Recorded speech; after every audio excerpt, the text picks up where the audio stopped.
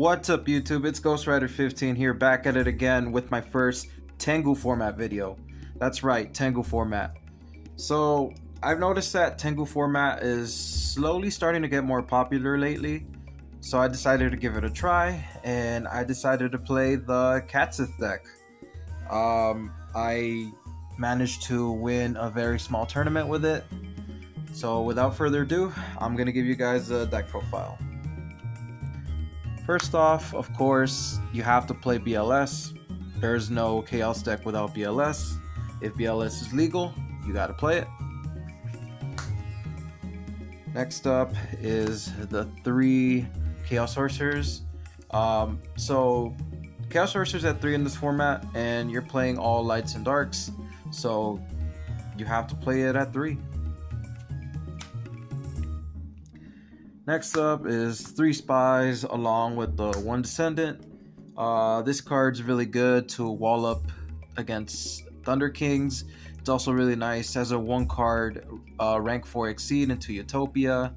So that way you easily have light and dark for your Chaos monsters.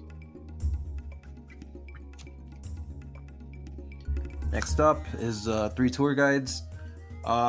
So this card is amazing in this format because it's 1 card XYZ, but in this deck it's also even better because you play a card called Fabled Kushano, spoiler alert, which is a light monster, so it's very easy to set up light and dark with this as well.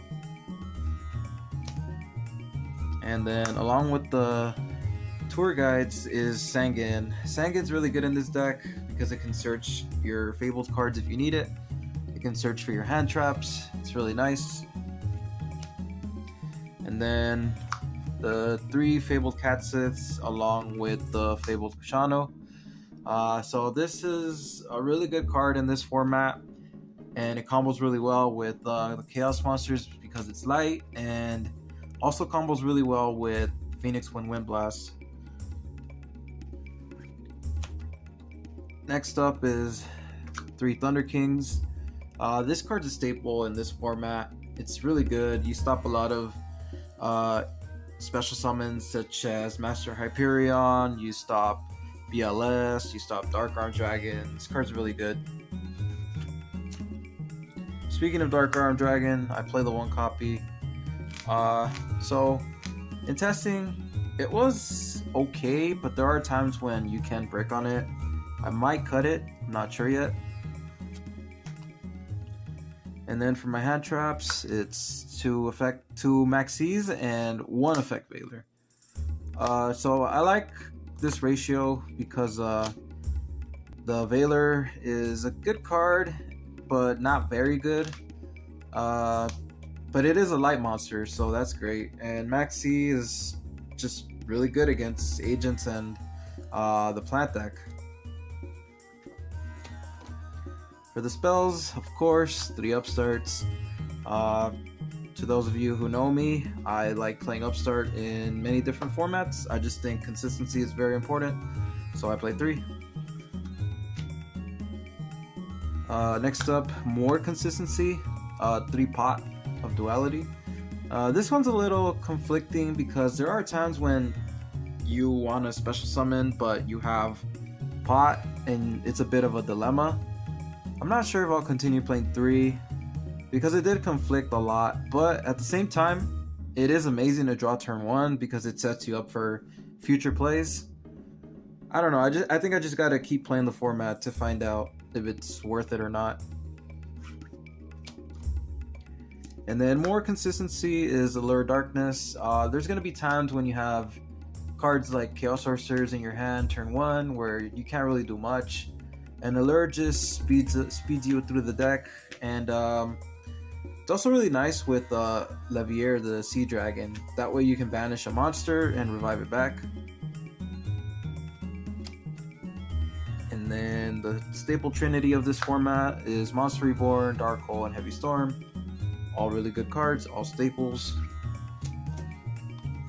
And then for the last spell in the main is 1 Mind Control, because this card gets very strong in this format because not only can you synchro away cards, you can also make exceeds. And then for the traps, because I am playing the Catsith cards, 3 Wind Blasts, and this card is actually very, very strong in this format to get rid of pesky cards such as Gachi.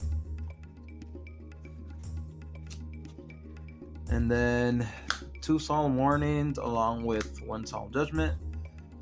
These cards are just amazing. The Solemn Brigade, you have to play them.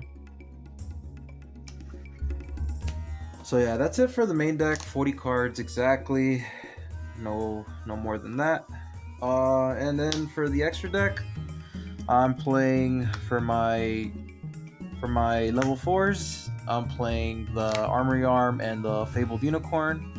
Both of them are really good in this deck.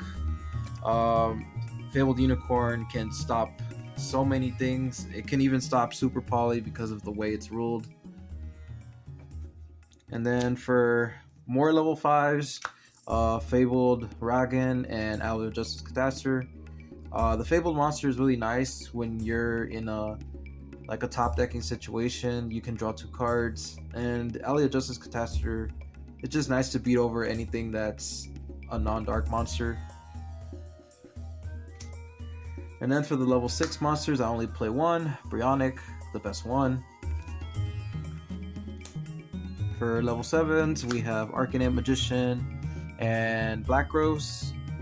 Arcanite's very easy to make in this deck because of Gravekeeper Spy, and Black Rose is just a generic nuke, so you gotta play them.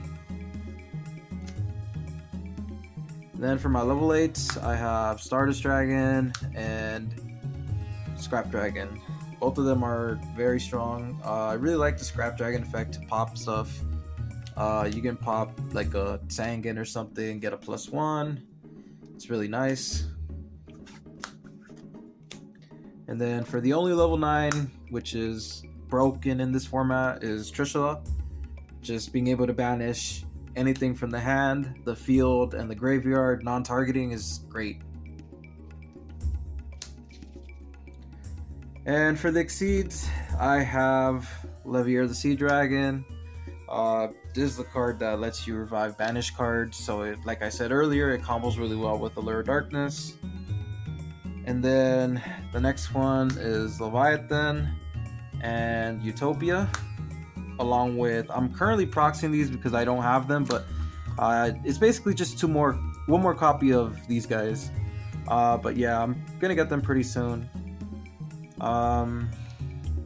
Yeah, that's pretty much it. That's the deck profile. I'm not gonna show off the side deck because that's something I'm still messing around with, and I do plan to enter more tournaments online in the future with this deck. I don't want to give out the entire side deck because that wouldn't be good for me. So yeah, anyways, if you like this type of content, please like and subscribe. This is Ghostwriter 15 signing out.